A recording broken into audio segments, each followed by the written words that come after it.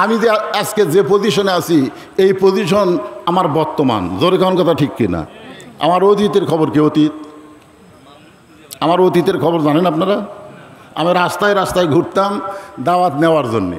কোনো মানুষজনকে দেখতে বলতাম, ভাই আপনাদের গ্রামে মাহফিল হবে না? হবে হুজুর, তা আমাকে একটু দাওয়াত দেন। এই আপনার ওয়াজই শুননি, আপনাকে দাওয়াত দেওয়া যাবে না। অন্তত 100 লোককে বললে 1-10 লোক আমাকে দাওয়াত দিত। অতীত আমার অতীত হলো ঘুরে ঘুরে দাওয়াত নেওয়া। আমার বর্তমান পজিশন হলো দাওয়াতের এত ভিড় যে ভিড়ের কারণে 3 তলাত লুকা থাকা। মানুষজন আসলে আমার সেক্রেটারি যারা আছে তাদেরকে বলে দাও, এবং লেখা রাখছি বিশাল একটা সাইনবোর্ড যে এই বছর 25 সাল 26 সাল আমার কোনো তারিখ ফাঁকা নেই। এটা হচ্ছে আমার বর্তমান।